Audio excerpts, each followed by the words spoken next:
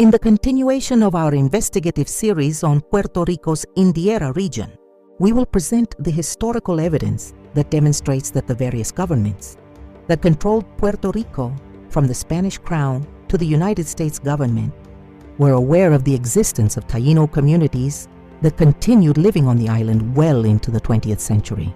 We will reveal what happened to these indigenous peoples, how they survived in silence, and why many of their descendants today do not openly identify as Taino.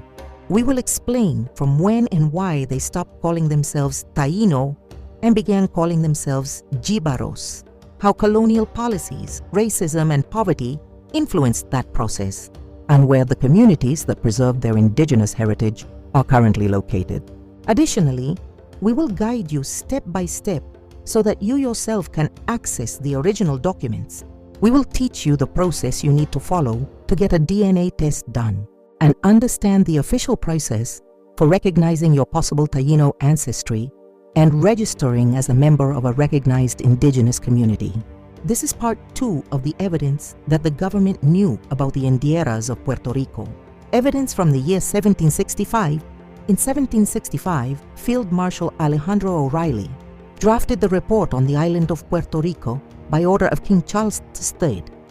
After a 6-month official inspection that spanned from San Juan to San German, the document, preserved in the General Archive of the Indies in Seville under the reference Papeles de Cuba. File 147 focuses on fortifications, the production of sugar and tobacco, and political loyalty. But it dedicates an entire chapter to rural demographics. O'Reilly does not mention the Taino as a separate ethnic group, since the Crown had falsely declared them extinct since 1514. But O'Reilly accurately describes free peasants of copper or wheat-colored complexion of very ancient origin, who live in the highlands and devote themselves to the cultivation of cassava and corn. These groups lived mainly in the mountainous areas of the interior and west: Utuado, Adjuntas, Lares, Maricao, Yauco, and San German, a continuous area of about 401.3 square miles, or roughly 107,500 acres. According to his census, the total population of San Juan, Puerto Rico had a population of 44,883 inhabitants, 31,716 free whites, 4,400 African slaves, and 8,767 free people of color, a category that included mestizos, mulattoes, and indigenous descendants. O'Reilly notes that these peasants of ancient origin preserved surnames such as Guayo, Jayuya, and Sibuco, and that their huts were clustered in what he calls the Middle Ranges. Although he does not refer to them as Taino, his description confirms that in 1765 there were still communities of indigenous descent in the island's interior mountains, working communal lands and beyond the direct control of the landowners. Thus, from Lando's census in 1530 to O'Reilly's report in 1765, the kings of Spain knew about the indigenous population in the island. From Lando's census in 1530 to O'Reilly's report in 1765, the entire Spanish government knew about the Tainos in the mountains and their precarious situation. O'Reilly does not use the word Taino and refers to them only as peasants of copper or wheat-colored complexion, because saying anything contrary to what the Spanish Crown declared could cost you your life. The document is available online and can be accessed for free through Yumpu, based on archives from the University of Puerto Rico in the following address: https://www.yumpU.com/es/document/Viu//141164270/Riley-o-Puerto-Rico.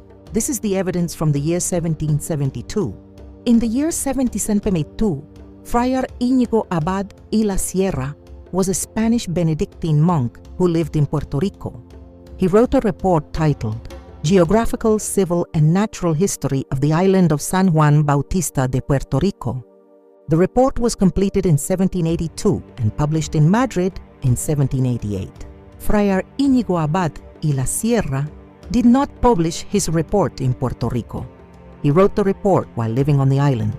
Between 1772 and 1782, when he was assigned as a monk and historian under the orders of the Spanish governor Don Miguel de Muesas.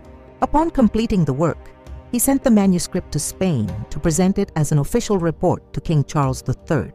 The manuscript remained unpublished for several years in Spain, and the first printed edition appeared in Madrid in 1788, published by the Sancha Printing House, which is why it is considered an official Spanish colonial document and not a publication intended for the general public. Abad y la Sierra based his report on what he saw with his own eyes between the years 1772 and 1782, visiting the chiefdoms that still existed during those years in the mountains of Puerto Rico. This report was a comprehensive account of the island, of the areas that had roads and could be reached on horseback. The areas that did not are not included. However, it is a report on the towns, rivers, mountains, and natural resources, in addition to testimonies about the rural inhabitants, whom he identified as indigenous descendants. In Puerto Rico, the work was published for the first time 78 years after it was written and delivered to the King of Spain, when Cayetano Col y Toste edited and commented on fragments of the text. Later, in 1866 and 1910, local editions were produced with additional notes. The complete work is available in PDF format at the Miguel de Cervantes Virtual Library, in case you wish to read the original document. In this report, Abad y la Sierra describes having encountered people, and I quote, "There are still in the interior of the island some natives descended from the ancient Indians, although mixed with the other inhabitants. He describes them as rural and mountain dwellers who lived in remote areas of the interior, especially in the territories that today comprise Utuado, Lares, Adjuntas, and Maricao, and who preserved certain physical traits and customs that he considered to be of indigenous origin." Abad y la Sierra does not provide an exact figure for how many indigenous people lived in that area, only a description of what he observed about their qualities and their culture. However, up to this point, we can clearly see through these reports that the kings of Spain, from the time they invaded the Americas in 1492 until 1788, were fully aware that in Puerto Rico there existed indieras where hundreds of indigenous people lived. The indieras were official territories invented by the Spanish colonial government, where indigenous people were forced to live after being displaced from the coastal regions through military raids known as cabalgatas. Although some indigenous families had already inhabited those mountainous areas, their population increased when the Crown's policies and settlers pushed the Tainos inland, taking over their ancestral coastal lands, and by the year 1788, the Taino people were living in inhumane conditions and extreme poverty in the mountains. It was all part of a plan to eliminate them. Any Taino who was not within the indiera could be captured and used in the encomiendas as a slave. All Spanish reports mention the exact municipalities where the indieras were located. Therefore, the location of these indieras was not a secret to the government. On the contrary, for hundreds of years, they referred to the same area as an indiera. It was the Spanish government that cornered them in the mountains when it invaded the island and carried out the indigenous genocide. The Tainos survived there because the terrain was heavily forested and horses could not reach the higher elevations. The Spanish government was fully aware that it was committing genocide against the Taino indigenous people of the island. Since each report was accompanied by warnings about the drastic and massive reduction of the indigenous population caused by the slavery imposed and the mistreatment inflicted by the Christians, meaning the Spaniards. Even so, they denied everything in the history books because paper can hold anything, and history is written by the victors, by them, exaggerating their own importance while minimizing the harm they caused to others.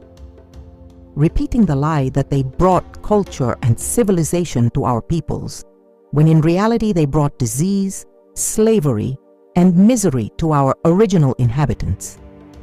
For centuries, the Spanish crown and its officials received detailed reports about what was happening on the island.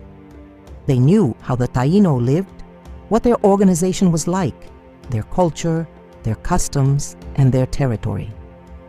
Despite that, those communities were hidden, persecuted, and stripped of their lands with the purpose of erasing their existence, denying them their rights, and seizing their ancestral territory. The document, Geographical, Civil, and Natural History of the Island of San Juan Bautista de Puerto Rico by Friar Íñigo Abad y la Sierra, is a fundamental historical record about Puerto Rico, describing its geography and the indigenous population in 1788, including natural and cultural aspects. The main recommendation is the facsimile of the original document. This version includes the original 1788 edition, produced in Madrid at the printing house of Don Miguel Ginesta, consisting of about 300 pages. It includes illustrations and detailed descriptions of the Taino, as well as chapters on indigenous customs. It is a high-quality scan, ideal for historical study. This source is open access and does not require payment. You must go to the Biblioteca Digital Hispanica at the National Library of Spain to read this document. https://bnedigital.bne.es/bd/es/simple. Up to this point, we have demonstrated how the Spanish government and the kings of Spain were aware that in Puerto Rico, there were Taino people preserving their culture in the municipalities of Utuado, Lares, Adjuntas, Maricao, Yauco, and San Germán, from the time they invaded in 1493 until the year 1788. Follow us as we continue uncovering one of the greatest errors in history: the idea that the Taino people disappeared in the year 1500. Historical evidence proves that this belief was a false narrative spread through Spanish government propaganda, and it has no historical foundation. Like this video and subscribe to our channel so you don't miss the upcoming episodes, where we'll present more historical evidence up to the 20th century, proving that the government always knew about the existence of a Native American Arawak Taino indiera in Puerto Rico. See you next time, because we, the Arawak Taino people of Puerto Rico, are still here and we remember.